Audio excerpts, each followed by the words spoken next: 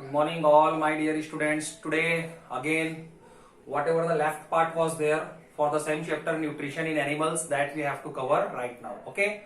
Whatever we have seen so far, actually what we were studying in my last lecture, we were studying digestive system of human beings, and in that particular series we have covered so many things. We have started from the mouth, and after that we have studied about the teeth, their function, types of the teeth, the categories of the teeth. After that salivary glands, after that esophagus, and after that stomach, after that small intestine. So these are the things that we have finished so far, and from the smaller intestine some of the associated glands are remained right now, that and these are the contents which we have to study right now. So see here, from the small intestine I have told you what happens. From the smaller intestine, what happens when the food actually reaches to the smaller intestine? So there are the so many other juices like pancreatic juice, like bile juice, and the some of the digestive juices of the smaller intestine own. So actually they all work on the food material, and they work on the all the components which are present on the food material. Either it is starch, so that starch it is converted into the sugar form, simple sugar form. Whatever the fats are present in the food particles, it is converted into the fatty acid. Whatever the proteins are present there, it is converted into the amino acid. So these kinds of the works are there, and actually they complete the digestion of every kind of the nutrients which are present on the food. And I have told you, in the wall of the smaller intestine, in the wall of the smaller intestine, some finger like projections are present there. Some finger like projections, they are located there, and these are known by the name of villi. These are called villi, and actually these villi, they absorb the nutrients. This villi, they absorb the nutrients.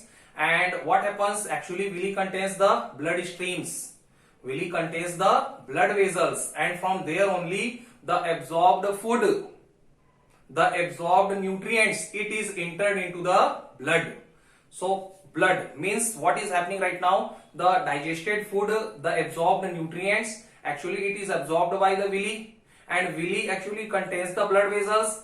Meaning is that whenever the blood will flow from that particular villi, so it will take all the digested nutrients and it will transported that digested nutrients to the every cell of our body, to the every cell of our body. Meaning is that whatever the digestion that means whatever the food that I have eaten, so actually what I want, I should get the energy.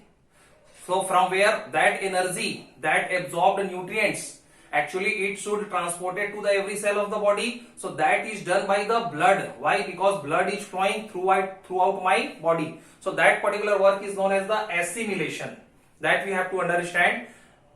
Assimilation. What is the meaning of assimilation? You look, I am just reading it. The absorbed nutrients, same thing I have told you.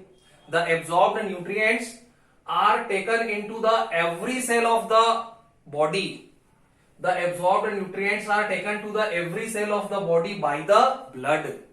Villi contains the blood vessels. Okay. And because these blood vessels, they are flowing from there, so what they do, they take the digested nutrients, they take the absorbed nutrients, and because they are flowing throughout the body parts, so they reach these absorbed nutrients to the every cell of the human body.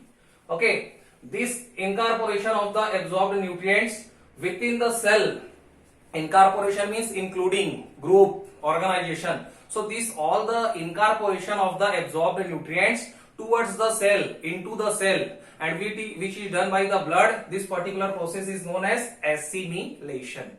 So that is all about this. After that, large intestine.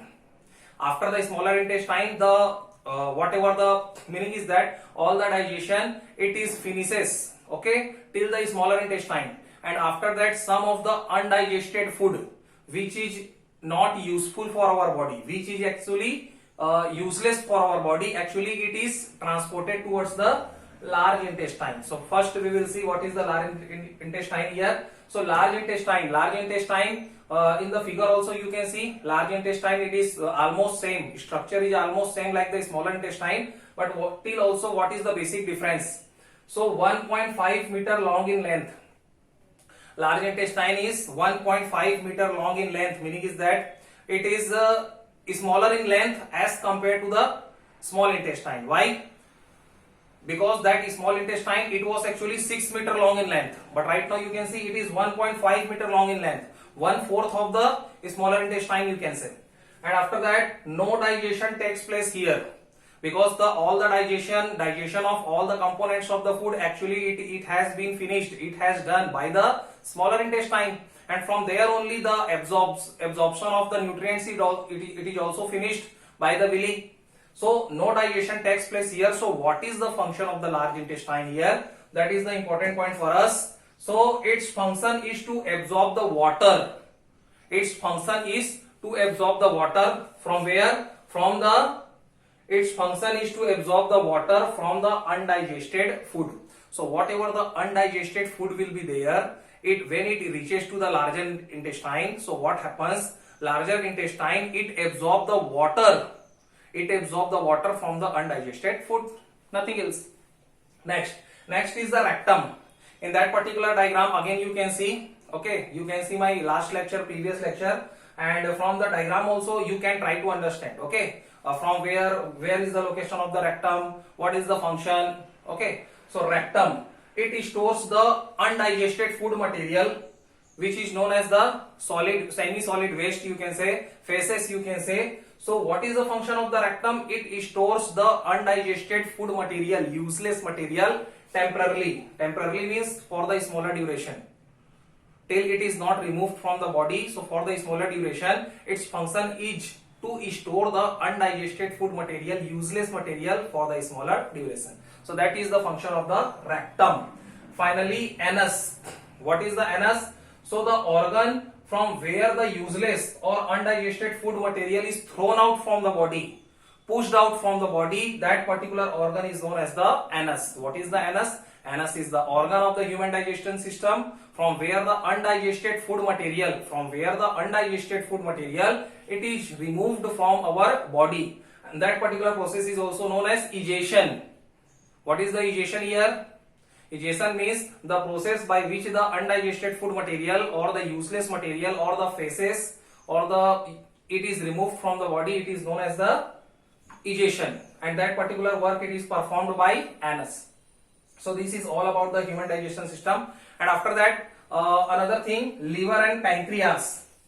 These are what? These are the associated gland, okay, and their work is very, very important here. So we have to see about them also. See, liver and pancreas. What is here? These are the most important glands which are associated with the digestive system or which are associated with the alimentary canal. One by one we have to see. First is the liver. We have studied so many things about the liver.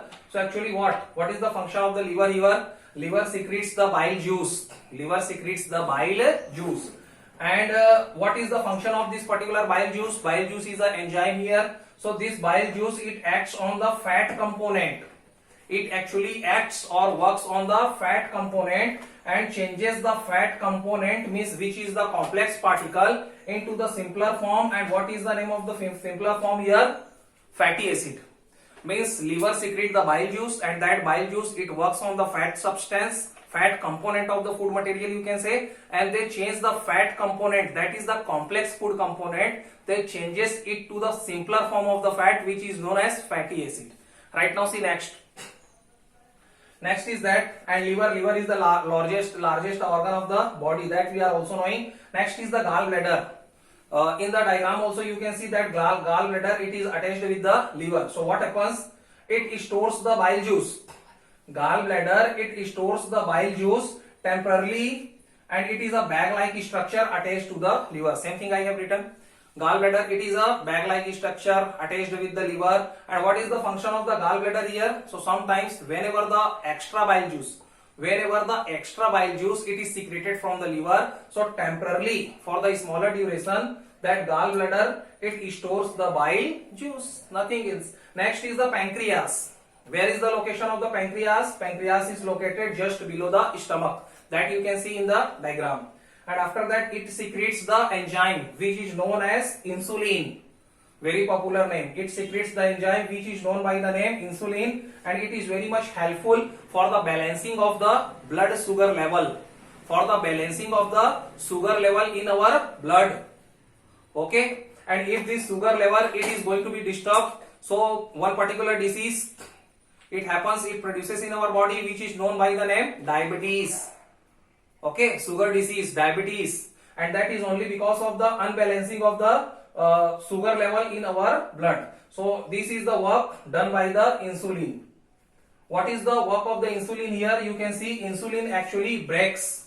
Insulin is also an enzyme, so it works on the three components of the food, means on the fats, and they convert the fat into the fatty acid. Fatty acid is the simpler form of fat. They also work on the starch, and they convert the starch, which is the complex food material. So they convert the starch material into the simple sugar form, which you can say glucose form.